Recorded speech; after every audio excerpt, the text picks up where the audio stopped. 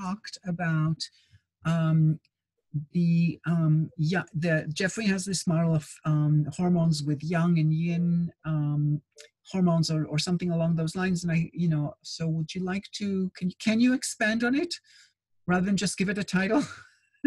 Oh, well, and I'm sorry I didn't have a chance to read. I saw you sent an extensive, beautiful email, and I didn't really get a chance to look at it. So I don't know what you've already included, because it looks as though you did send notes on it. I sent notes on it, but it doesn't mean I read them. These are notes that I took 20-something years ago, but since it wasn't like sorry. What I meant was, because last time you said, Jeffrey has this model of yin hormones, yang or hormones, and balancing them. And I'm wondering if you can just expand on that because it seems like you have more experience in actually working with it and currently. So you might have something that you can share. Okay. I mean, I don't know if I could, I don't know exactly, where to go with it specifically, but the essence of it is that he calls it not so much the yin and yang model, but he calls it actually the blood and fluid model. Okay. And so what we think of as yin hormones are the ones that are essentially moistening and cooling to the body, primarily estrogen and insulin. Mm-hmm. And then the ones that he puts on the blood side are the ones that I'm calling the yang ones, which are adrenaline, thyroid, progesterone, testosterone, the ones that are very warming and chi building and activating. Mm-hmm. And so his idea, unlike most of Western medicine, is that all these hormones interact with each other. Mm-hmm. So because he's calling it the blood and fluid model, the ones on the yang side, progesterone, testosterone, etc., are more driven by blood. So you would use more the Suwutang based formulas for that. And on the yin side, you would use, or the fluid side, you would use more formulas along the jade spring line. In fact, there was an amazing formula that he made in class, because when we did herbs class in New York, whatever the topic of the weekend was, he would make a formula each morning. Uh-huh. And we wouldn't know what was in it, but we would drink it, and he would want us to grok how it felt. Uh-huh. And then at the end of the weekend, he would discuss the formula. And the weekend that he did the fluid building formula, I mean, the moment I started drinking it, like, I just felt amazing. And so as a result, I have encapsulated that formula, and I give it to my patients. No, I took that formula and I have it made up in capsule form for those who don't want to boil herbs. And it's been a very, very successful formula for me for diabetes, and also for estrogen building, for menopausal hot flashes, and our original context was fertility. So it is a slight tweak on the jade spring formula, but it is essentially that. There are a couple of things that would not fit into that specific formula, but I would be happy to pull that formula up and share it with you if you would like. But it is just my body feels really happy when I drink that formula, much more so even than the capsules. But capsules are what people mostly want. So right. So that's the gist of it. And then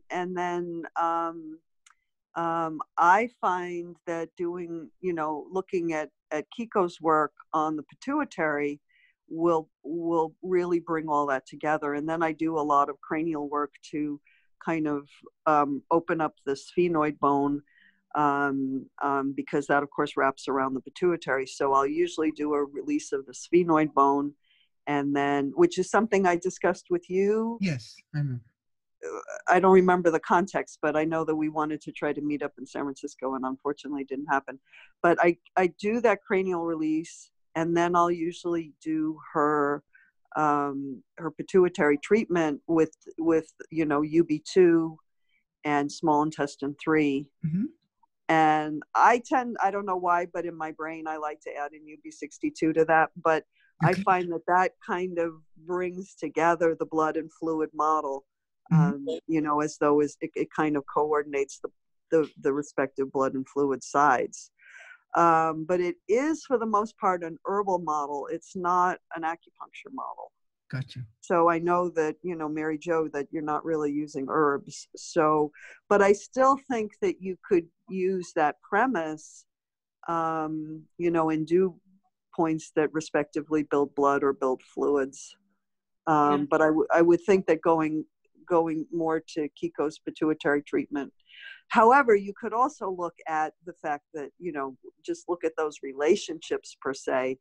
So if you were wanting to build progesterone, maybe working on the thyroid as in acupuncture can be helpful, that kind of thing. Yeah. Okay. And also advising them dietetically, because, for example, the fluid model fits in perfectly with something like PCOS, where, people's overconsumption of sugar is throwing their ovaries completely off. And so, I think that that's an excellent way of looking at PCOS. Mm-hmm. Okay. Is there any, can I say more than that? Or, I don't know. I'm happy to take Can you questions, say but more? that's the summary. I don't know what your specific interest is, because it didn't sound like you were really that interested in fertility, Mary Jo. If I know more about your specific question, I could address it. But that's just the overview of the theory. Jeffrey could talk for days about it. Mm-hmm.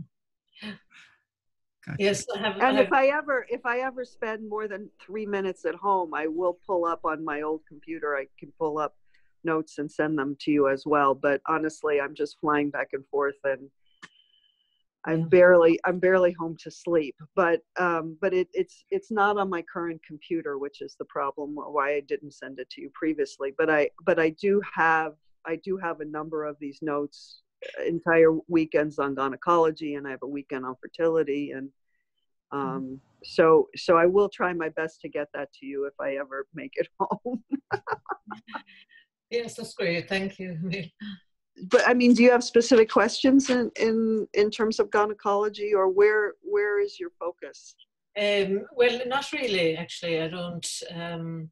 I just have a few friends that just were mention acupuncture friends that were mentioning to me recently that do fertility treatments, and they have been saying that they're not, they're not getting the results. So I'm not 100% sure. They're using different models, I think, anyway, but I'm not too sure how they treat, basically.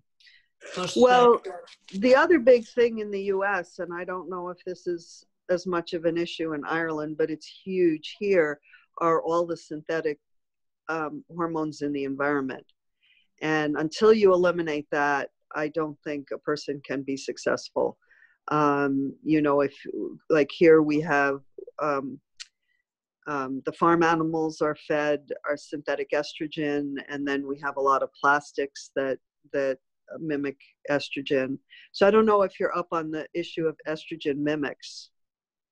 Not really, Camille, no. Okay, so there it was actually a European symposium that brought this to light back in the 90s, and there was a book called Our Stolen Future by Theo Colburn and a number of other scientists. There was a 17-country symposium in Europe that looked at, they went back and looked at old cancer studies and said, let's reframe this not as a cancer issue, let's frame this as a synthetic estrogen issue.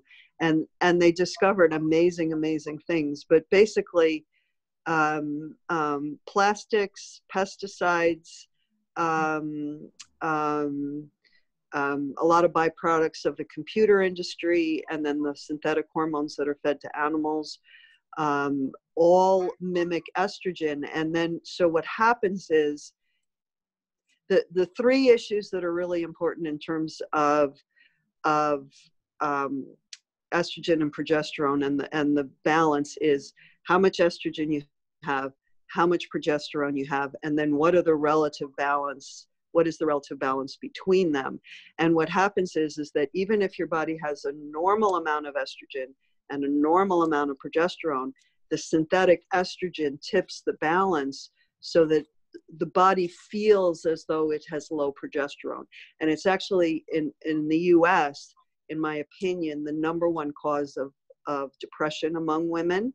It's absolutely 100% the cause of PMS and postpartum depression, fibroids, and it puts you at enormous risk for gynecological cancers. So the really essential thing is that you have to bring down the exposure to the synthetic estrogens by having animal products, both meat and dairy and eggs and all of that has not been fed the hormones, but also minimizing exposure to plastics, particularly, put like hot foods in plastic where you're leaching the chemicals out, filtering out groundwater, all of those sorts of things. So minimizing the exposure to synthetic estrogens, and then supplementing with progesterone, natural progesterone. And I have to tell you, I have 100% success with PMS. It's huge in terms of fertility, particularly women that are susceptible to miscarriages. It's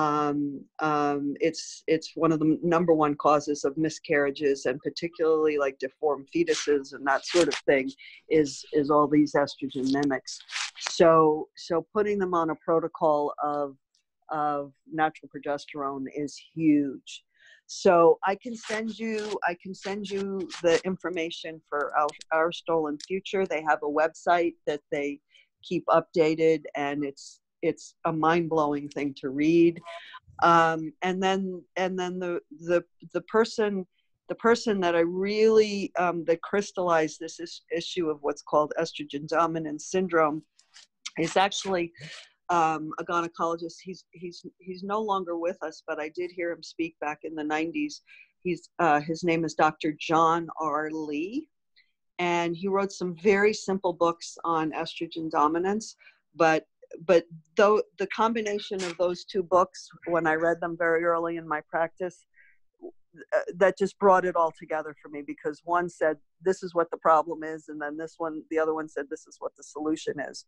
So Dr. Lee talks a lot about the symptoms of estrogen dominance, and then to an extent how to supplement with progesterone. But I can share with you my protocols if that's of interest to you, because it's very individual to each person.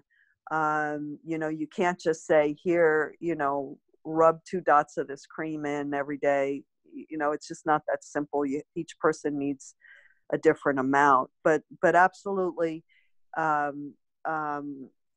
for us in the US, particularly where I practice, because I'm at the heart of the computer industry, it's absolutely essential. And it's very important for preventing cancer as well, for preventing those gynecological cancers, because you take toxicity and then you add in cell duplication out of control, which is what too much estrogen is in the body, and it's just a lethal combination. Mm-hmm. So I can send those out. I don't know how much you all wanted me to, do you want me to really go into the whole protocol of how it should be done? I don't know. Sure, if you. Yeah. Okay. So all right. So the symptoms of low progesterone are PMS, all of the mood sorts of issues that we associate with PMS, depression, weight gain, thyroid imbalance, because progesterone and thyroid are directly related with each other, cramping, fibroids, endometriosis, predisposition to cancer, all of that is low progesterone. So when you see any of those, what you want to do is start supplementing with a small amount of progesterone between ovulation and menses. And you want the person to start to experience those things alleviating. Now, right before the period, though, it's very hard to predict as to what a person needs. So they need to just kind of start adding a little more, like, oh yeah, my mood is a little bit better, but not entirely. So maybe an hour later, I'm going to take a little more progesterone. They need to track that and total it up, because when they reach the right amount, they're going to, their mood is going to be good. Their energy is going to be good. There's not going to be PMS. There's going to be a sense of grace in the body, like, oh, this is what I felt like when I was 20 that I stopped feeling like at my age. You know, your muscle tone is better. It just, you know, when you see a vibrant 20-year-old, that's 20-year-old woman, that's largely progesterone. That's largely progesterone that is giving her that strength and grace in her body. So those are the things you're looking for. Now, the reason you're titrating up and tracking it very closely is because if you have too much progesterone, people get anxious, people get angry. You can have young excess symptoms like accelerated heart rate and high blood pressure and that kind of thing. I actually had one patient who I told her all the warning signs, but she felt so good from the progesterone, like, oh, this feels amazing. My PMS is gone and I feel fabulous. And she kept putting more and more and more. And eventually she got so angry that one day she put her fist through a door. So that would be too much. So what you want to do with people is just, you know, again, have them take a little bit more, but total it up, because what you will see is that there's like an increasing bell curve as you go towards the menses. And so once you see what the right amount is, then you can just replicate that every month. You don't have to, and you just start the beginning of the day and say, okay, well, you know, between day 14 and 21, I know I need like 2 dots of the cream. Well, we use topical creams here because only MDs can prescribe oral progesterone. So like I might say, okay, between day 7 and day 21, you do 2 dots of the cream, but then maybe starting on day 22, I need to go to 3 dots. Then in the last couple days, 4 dots. A person will just kind of figure that out, and I kind of work with them to smooth out that bell curve until they know exactly what they need to take every day. And of course, it can change a little based on like, oh, I'm on a trip and I'm eating out more, and so I'm more exposed to synthetic estrogens than I would be if I were cooking for myself. There can be slight variations, but usually that bell curve engages pretty well each month. There could sometimes be a bi-monthly variation if one ovary is not working as well as the other ovary, so you may notice that. What else can I say about it? Okay, then, okay, as they need to take enough before their period that they have no cramping and no mood stuff, and then when the flow comes and they get that kind of feeling of like, okay, I made it through another month, I'm in the clear, then they can either drop down to 0 until ovulation, or sometimes I'll have people take a half dose, particularly if they have a predisposition to progesterone depression, because sometimes dropping down to 0 is too abrupt and they feel depressed. So then, you know, I'll have them either at 0 or that half dose until ovulation, and then you start going up again. So that's my protocol, and it's 100%, works 100% for PMS when they get it right, when they smooth it out and figure it out.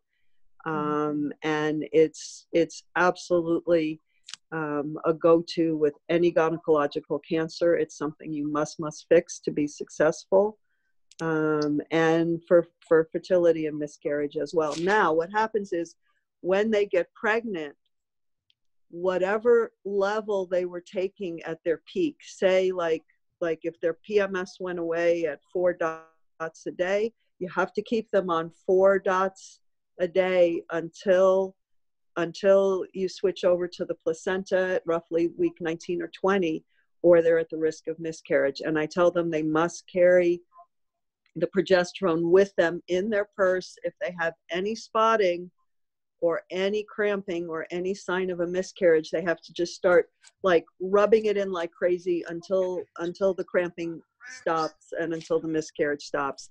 And I have saved many people from miscarriage that way. I've probably done this on at least 2,000 women, maybe 2,500. So I don't mean the miscarriage part. I mean like the overall PMS, you know, the overall protocol. And it works, foolproof, really great. Great. Yeah, that's great results. Yeah. So I will send Our Stolen Future. I will send Dr. Lee's site. And actually, it's his product that I use. Oh. So it's a cream called Progesterol, and I don't know what you can get in Ireland, but you know. Yes, I'm not sure. Yeah. And do you believe that his progesterone is made of? Because mostly they're made of horse urine. Well, that's the medical one. His. Yeah, I actually, to be honest with you, I don't even remember now what his is derived from, but I really trust him. I really, you know, he was the one that I learned about this from. When I went to see him speak, honestly, he got on the stage and before he opened his mouth, 500 women gave him a standing ovation. Yeah, no, I remember. Yeah. So I honestly, that's a very good question, and I should know the answer to that, how it's derived, but I don't even remember anymore. I've just used that product for a long time. Yeah, gotcha. Thank you. Thank you. Sure. I hope it's helpful, and feel free to ask me questions. You know, because it does take a while to get the hang of it when you're doing it. And I always tell people, you know, email me every day if you want, you know, tell me what your symptoms, well, because sometimes it's hard to tell the difference between being irritable, which is liver qi stagnation, and being angry, which is liver fire. And too little progesterone is liver qi stagnation. Too much progesterone is liver fire. So, you know, like sometimes I have to coach them through, well, you know, are you irritable, or do you have qi stagnation, or do you have fire, you know? Yes. So, yes, the kitty agrees. Yeah. I think Tara has too much progesterone. Too much? Too much progesterone. No. He's getting angry. He got 5. He got 5 drops today. His PMS was gone, but now he's pissed off. Yeah. So, and by the way, I have never been successful with synthetic or with supplemental testosterone directly. Oh, yeah. So for that, I just tend to use herbs. I just tend to use the yang tonics instead. I don't know. I find them too strong. I don't know. And maybe it's because people, when they're supplementing with testosterone, tend to overdo it, but I have yet to find a good product.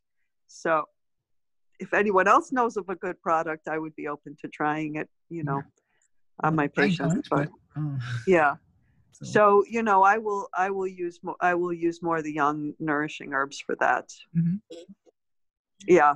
Oh, and I will also send you, I'll dig up the formula for yin. It might have to be when I get back to the office. I don't know if I have that formula. I mean, I don't know if I have it on my phone, you know, or my computer. So yeah. All right, cool. Thank you. Thanks. Yes. Thank you. All right. Anything else? Oh, and then for hot flashes, you really also just have to use, you know, well, okay, but that's herbs again. So Mary Jo, I don't know what to do without herbs for hot flashes. Well, mostly I've been using, even for the PMS, I'm just using basically your teachings, Avi. just treating what I find, and just, you know, abdominal palpation. And I did have somebody with PMS that really said there was a huge improvement. Mm-hmm. Cool. Yeah. So, and that's just using, you know, your own protocols, you know, that I've learned through yourself. Right. Nice. Yeah. I would say the problem with products is this. You see, Camille, you're in Silicon Valley, where a lot of people, well, first of all, they pretty much expect you to either give them products or give them suggestion for products. And they want that because it's, these are people who are, you know, kind of like, quote unquote, very busy.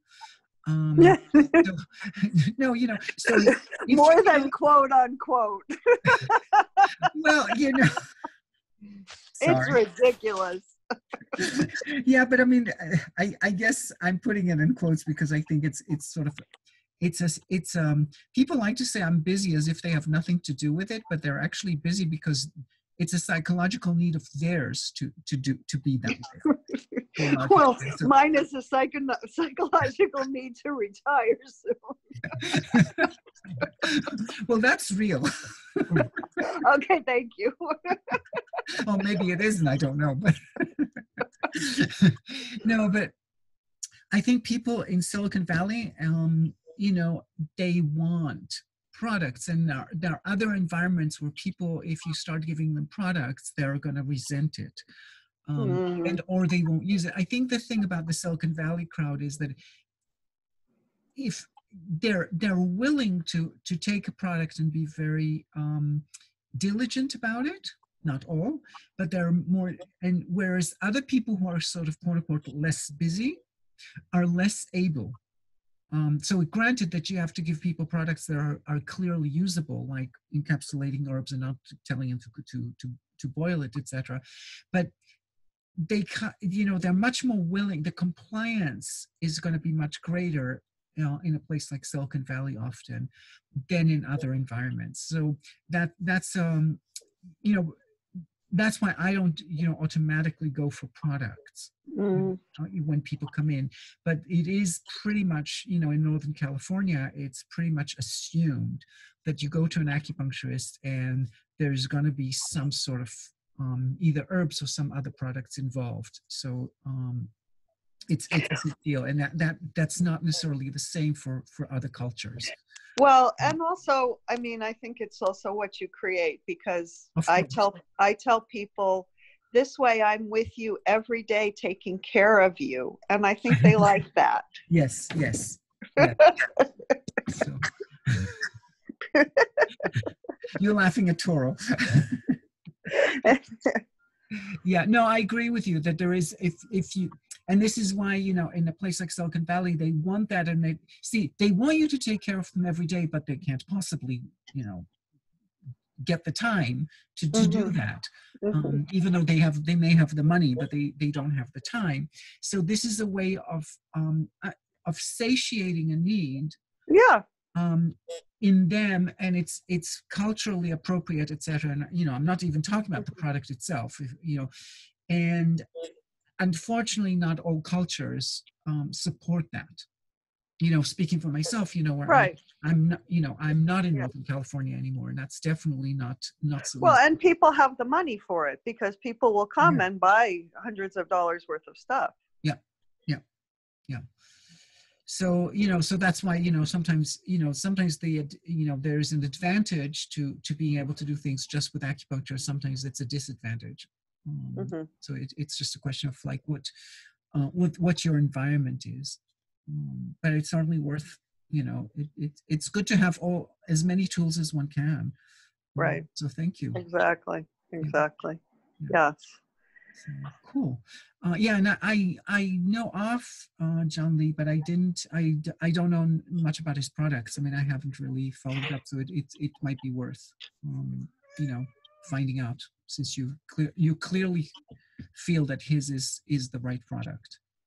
Well, I have not used it all along. Back when we could do oral progesterone, I did have another product that I used, but when they moved to a topical, it was a very inferior product. So I have to admit, I've only been using Dr. Lee's for 5 or 8 years now.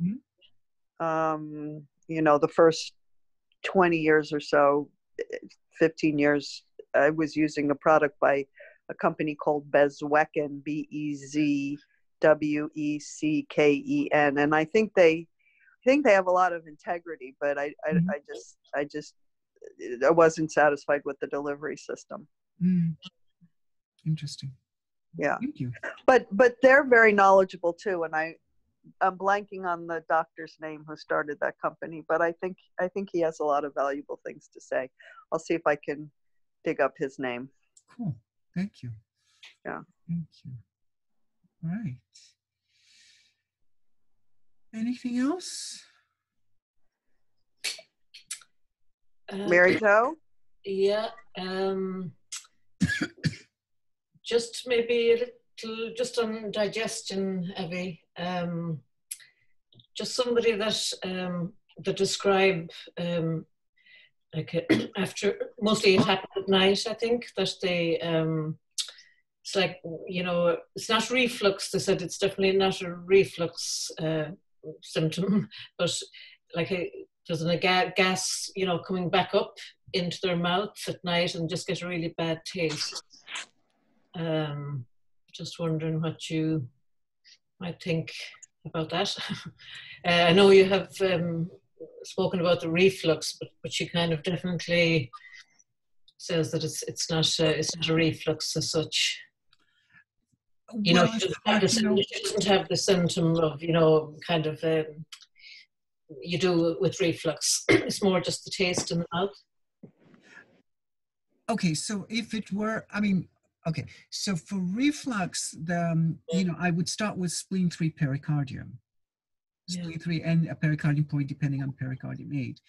I mean, there are there's more that you can do, and release the SCM. Okay, so Sanjo 8. That would be the starting point. What they're describing may not be reflux in the sense that the sphincter, the esophageal sphincter is not opening, so then, I mean, we think because they're not feeling acidity, they're not feeling a burning.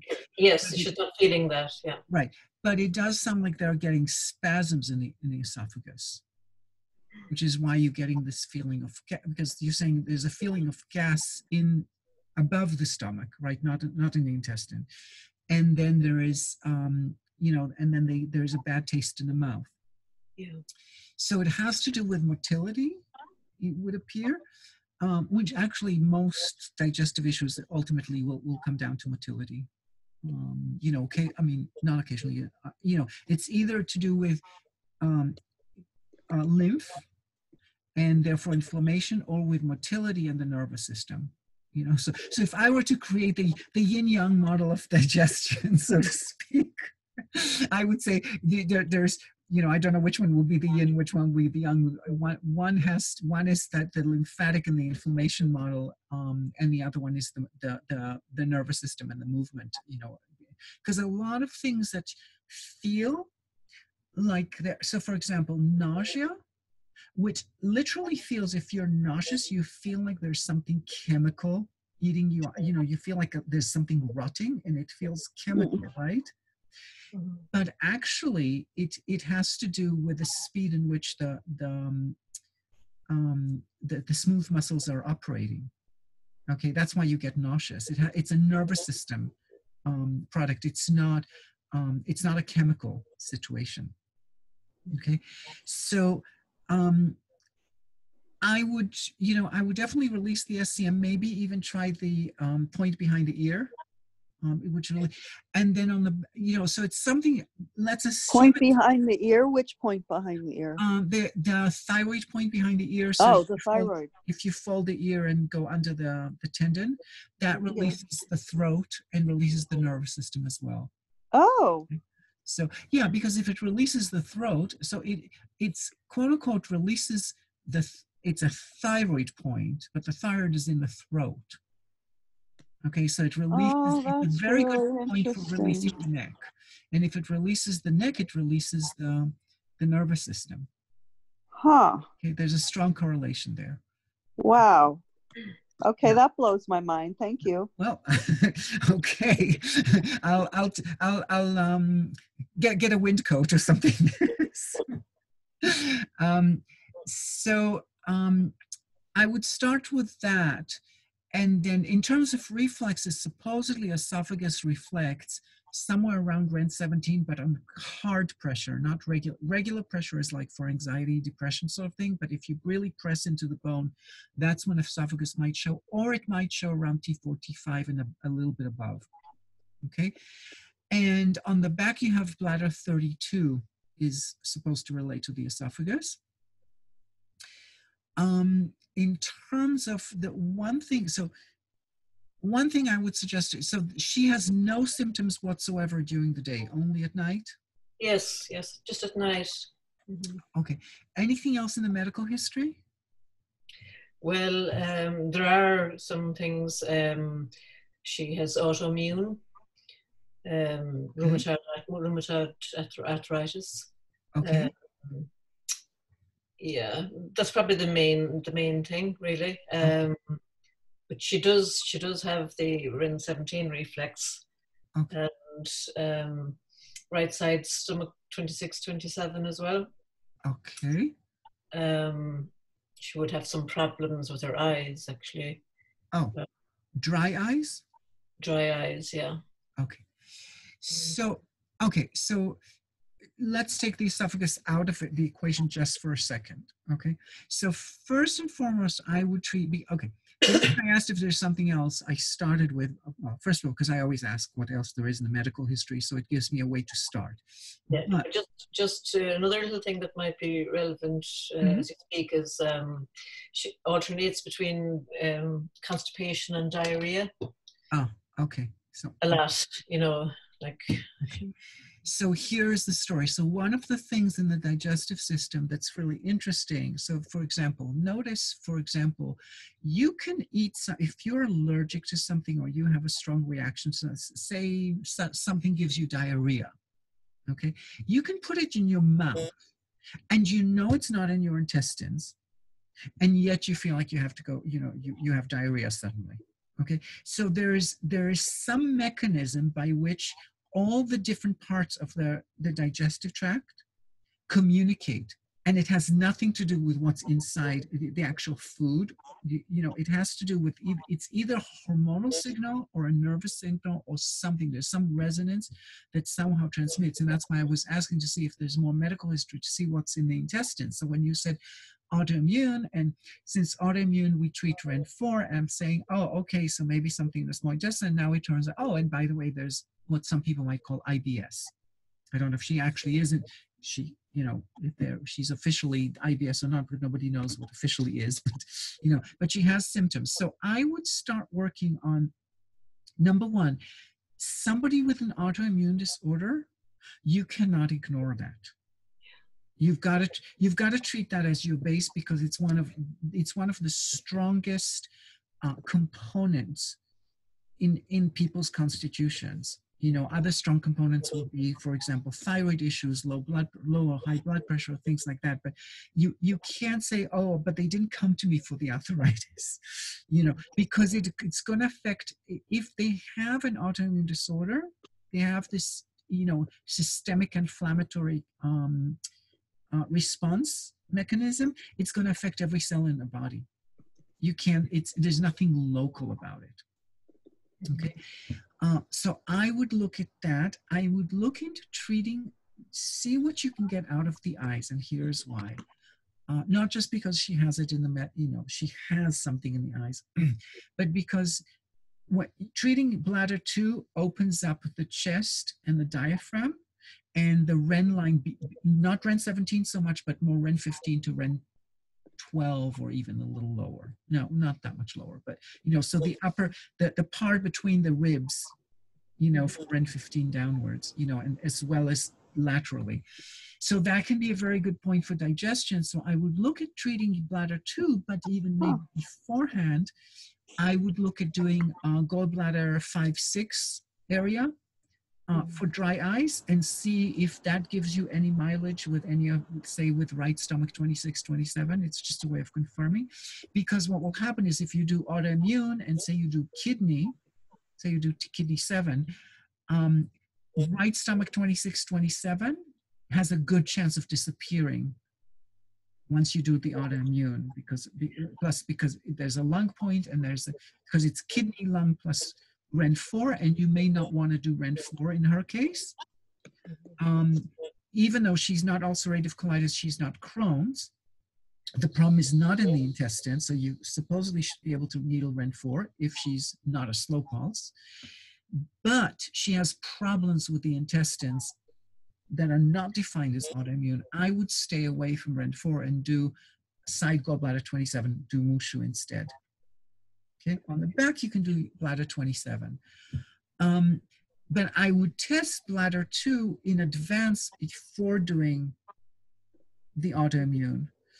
And of course you want to do immune point regardless, because it's autoimmune. So that I would start with that. And then since she has alternating, alternating constipation and diarrhea, right? That's what you said? Yeah. So on top of that, and you don't have a huge amount of reflexes to work with, which is okay. So that's what you check the same reflex against all the points that you have in mind, and whichever ones work, you put them in later. You needle them all. It's what I call taking insurance, because you don't know. One idea seems good, but it may not really be the one that's going to get them. So if you have 3 ideas, it's not the end of the world. So I would look at autoimmune, the eyes, and then I would also look at either large intestine 1 and 2 as a combination, see what that does, or look at small intestine 3, or possibly, does she have anything on the navel when you press on the navel with a full palm, which you probably didn't do because I don't do that very often. If she has pressure pain there, or she has pressure pain on REN9, not pulse, pressure, then I would use either small intestine 3 or small intestine 1 and 2 together. So it's either 1 and 2 or 3. Often 3 is the better choice. So I would start looking at trying to fix the esophagus by fixing the lower part of the digestive tract so that the messages that are being sent are, which is an assumption, it may not be the case, are being calmed, treat where the messages might be coming from and see if that does anything. And yes, also treat the esophagus. So yes, also do spleen 3, pericardium, etc. But I would, and release the SCM. But I would look into what else is in the medical history, and especially if there's something relating to lower digestion in the medical history, because, so this is what happens. Someone like that, you normally say to them, how late do you eat? Okay. And they might say, well, I don't eat very late. I eat at 5 o'clock or 6 o'clock, which is, assuming they go to bed, say at 9 or 10, is, they shouldn't be bothered too much. But what happens is that now, if they're eating, now the food is in the intestines, and there's some rebellion in the intestinal part of the digestive tract, and that sends some sort of message. So in the intestines, she already has symptoms. They're regular. They have nothing to do at night. At night, there's a message being sent from the lower digestive tract to the upper, to the esophagus, and the esophagus is picking up on it and changes its motility, and it creates this sort of like congestion that happens. So that's just a theory. I don't really know what this person has, but it's worthwhile trying. Does that make sense? Yes, it does. Yeah. Thank you. So you're welcome. All right. Yes. I don't know if this is quick because I know we're at the end of our time, but we're sort of in the general area. Yeah. There was something that Kiko calls like REN12 beam or REN12 chopsticks. Okay, is that not about the chopstick, but the beam, yes. So the beam is, and actually I think it's, well, it's actually stomach 21. I would call it stomach 21 beam because stomach 21, the name is Liangmen, the gate for the beam. So the beam is a pancreatite, so it goes across from stomach 21 to the other side of stomach 21 through REN12, because they're all on the same level. It's like puffy. it's like you feel like there's a chopstick, I would say, is a little thin. I would say it's thicker than a chopstick, but it's puffy, and it doesn't always go from one side to the other. Sometimes it's only partial beam, but often is. It represents the pancreas. It's called pancreatic tummy. It's the so-called name for it. And then it's treated with adrenal, because if you have pancreatitis, it's a weak pancreas. If you have pancreatitis, the treatment for it is progesterone, prednisone, is steroids. So you do adrenal treatment, okay? And then this is one of the places where you do add lung 5 to the adrenal treatment. Lung 5 is it's the water point on the metal channel. So it's the mother, quote unquote, the mother point for the kidneys. So you are strengthening that. And plus you do spleen 5, which is an anti-inflammatory point. Okay. Spleen 5, you said? Yeah, spleen 5 is an anti-inflammatory point. Okay. So you have three, there are 3 points that I call anti-inflammatory outside of, say, adrenal. Okay. One is spleen 5, which is for both gynecological and digestion. One is liver 5, which is primarily for the liver and skin. Okay. And the other one is stomach 41, which is also for digestion. But, okay, so I always thought, okay, so there's 3 tendons on the foot, and I can't remember which is which. If you go from liver 4, I always thought that stomach 41 is supposed to go 1 tendon over from liver 4. Well, I was wrong. And apparently you're supposed to go 2 tendons over, according to the books. However, and sometimes those 2 tendons are very close, so you can't really go 1 tendon because it's too congested, but you're still more towards the liver 4 area, and you're needling towards kidney 6. That's standard stomach 41, which is especially good for structural issues. Mm. Now, if you go 1 tendon over from the gallbladder side, okay, now there's 3 tendons. So if you go 1 over from the gallbladder, but 2 over from the liver, supposedly you came to the same place. Here's the difference. It's which tendon you're hugging. If you go 1 over from the gallbladder side, you're basically more lateral and you're hugging the lateral tendon. If you're coming from the liver side to the official stomach 41, you're coming over 1 or 2 tendons, but you're hugging the more medial tendons. Okay, so it's just a few millimeters difference. The big difference is also the angle of needling. If you needle stomach 41 towards gallbladder 40, it tends to be an anti-inflammatory point. For things like yeast over, especially for the intestines though, yeast overgrowth, bacteria, things of that nature. Oh. Okay. Wow. Okay. All right. Anything else before we end? I do kind of have a quick thing. Go ahead. Sorry, I know it's late. No, it's okay. Like a bowel obstruction, like where there's just like one piece of bowel that's just feels hard and congested all the time, and you can't melt it for anything. I can't melt it. I had an image of using one of those, hair curlers or something. Oh, or a blowtorch, anything just to get this to melt down. Okay. These are the things that I would look at. First of all, which part of the intestine? Ascending, descending? It's left side. It's left side. Let's say it's a little above the navel. On the left side. 2 things. Well, and are you sure it's the? I mean, it feels like a piece of bowel that won't move, and this patient has these kinds of chronic digestive problems. Okay. A zillion food allergies and constipation, and yeah. Okay, I would look at what spleen 9 does. Okay, I would look at what large intestine 2 does. Okay. So digestion 2 is my, it's not exactly my go-to point. It's my symptomatic point that I would at the end go to for like diverticulums, stuff like that. Okay. Okay.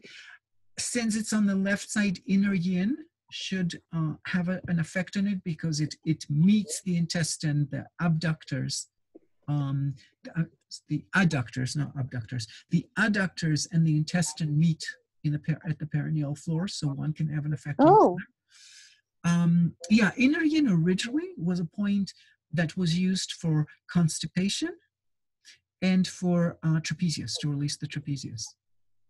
But I use it for zillions of other things because it's a point that basically provides space in the torso. It provides it provides a certain hold or fluffiness to the perineal floor.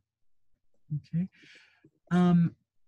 So, and the other thing is, even though it's on the left side, I would check, and since you said food allergies, there's a chance sometimes liver will reflect on the left side above the navel, though.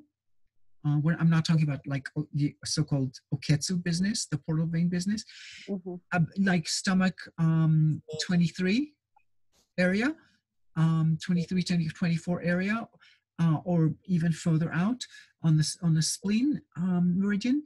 But the liver can show there because what happens there, if there's a backup on the liver, then the digestive system, you know, kind of, it backs up further down the road. So you just need to kind of move the whole intestines around.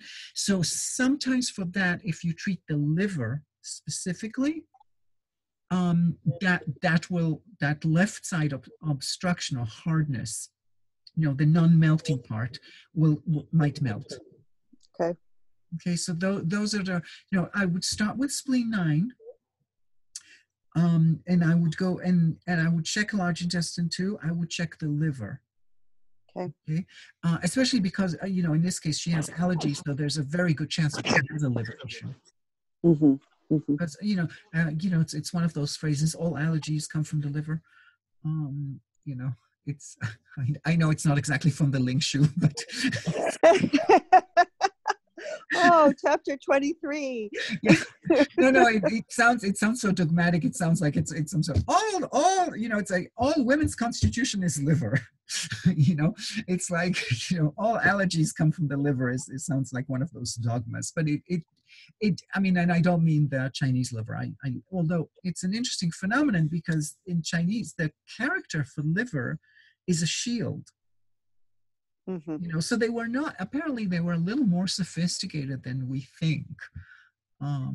You know, like we say, oh, the Chinese liver and the Western liver are not the same. Well, yes and no. Yeah, they're not, but there are things that are the same. You know, so there is, you know, like, since everything gets processed in the liver and decided whether it's, you know, foreign or not, well, not everything, but enough, the liver is going to be very highly involved